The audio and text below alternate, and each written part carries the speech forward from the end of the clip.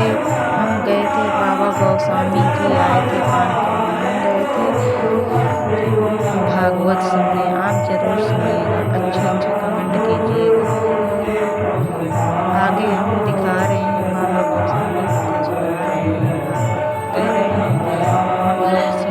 रहे हैं, बहुत अच्छी मम्मी कथा सुनाती है।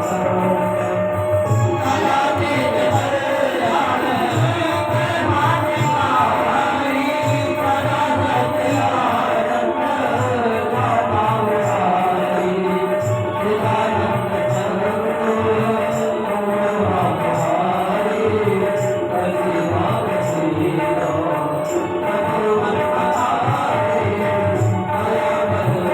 मेरे वीडियो में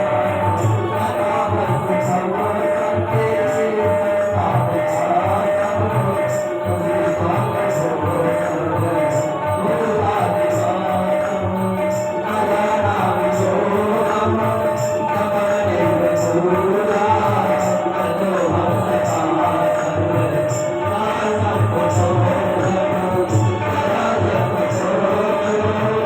हैं।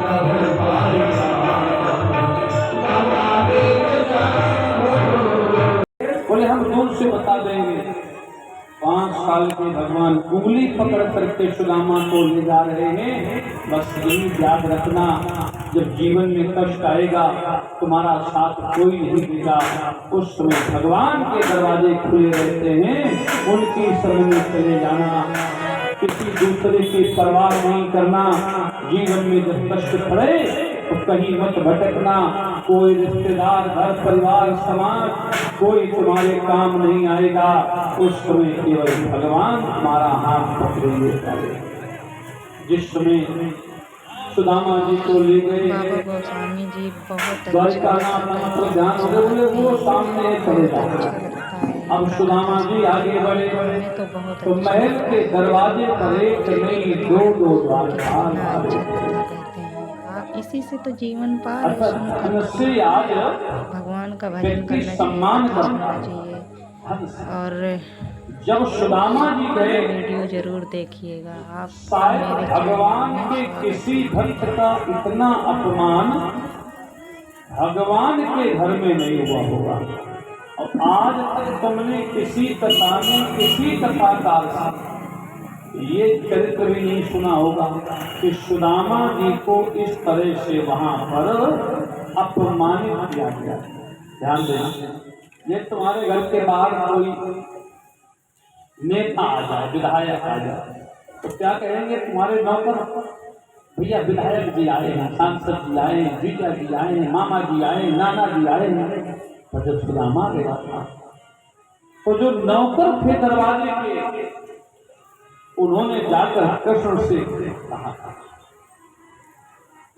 जब सुदामा गए, द्वारपालों को प्रणाम किया, कहा एक बार मेरे सखा कृष्ण से कह दो, तुम्हारा मित्र आया है, अगर वो मिल लेंगे तो मिल लेंगे, नहीं तो हम लौट जाएंगे। द्वारपालों ने कहा चलो गरीब व्यक्ति हो सकता है कोई परिचय हो, क्यों ना एक बार कृष्ण से कहा जाए। पर कहा तो गए, कितना बड़ा अपमान था भगवान के मित्र का। तो एक बार भगवान ये न कह सके कि द्वारपालो इस भाषा का प्रयोग न करो, मेरा मित्र है। भगवान सुनते रहे, धन्य है नटवर नागर तुम्हारी परीक्षा। एक तरफ तुमने सुदामा के चरण धो करके पिए हैं, अब एक तरफ तुम्हारे दरवाजे का द्वारपाल अपमान करता रहा, अब तुम मौन होकर सुनते रहे। द्वारपाल ने भगवान से क्या कहा था कि द्वारे खड़ो। क्या सुदामा जी घर के नौकर हैं? एक प्रतिष्ठित ब्राह्मण हैं, गुरुकुल के मित्र हैं। बोले द्वारे खड़ो। अब क्या क्या अपमान किया गया। सुदामा को चोरों की तरह संबोधित किया जा रहा है कि द्वारे खड़ो तुझ दुर्बल एक, अप्रभु देख रहो वसुधाय अभिरामा। ये सोने चांदी के महलों को बड़े गौर से देख रहा है। उसकी नजर सोने चांदी के महलों में है। बार बार आंखें गड़ाकर देख रहा है। दुबला पतला शरीर है, फटे चितरे कपड़े पहने हैं।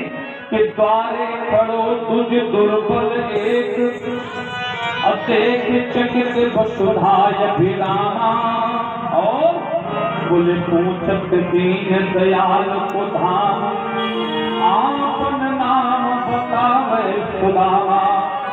जबकि सुदामा के कपड़े फटे नहीं थे। कुछ लोग कहते महाराज कथई में ब्राह्मण कह देते महाराज फटे कपड़े पहने थे। फटे कपड़े पहनना बड़ी बात नहीं है। कभी कभी तो नए कपड़े भी फट जाते हैं, कीलों में फट जाते हैं।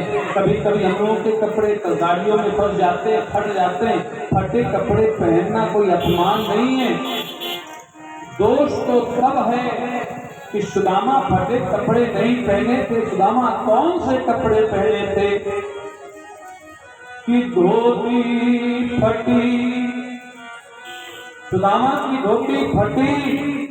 अब फटी हुई धोती को सिला गया कि धोती फटी सी लटी, सिली गई।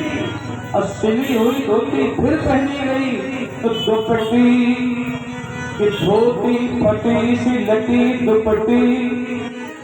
जब एक बार सिला फट गई फिर सिला फिर फट गई।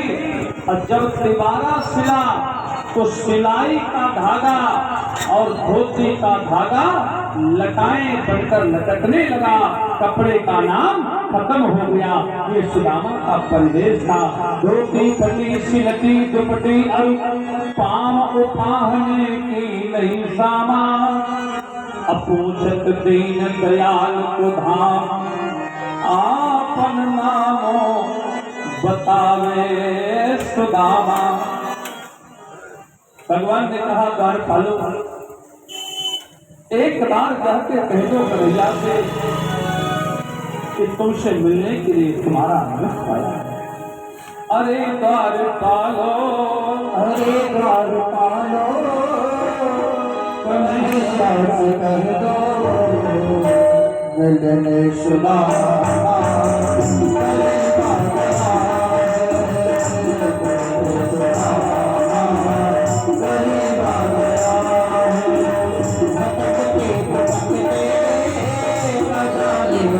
ये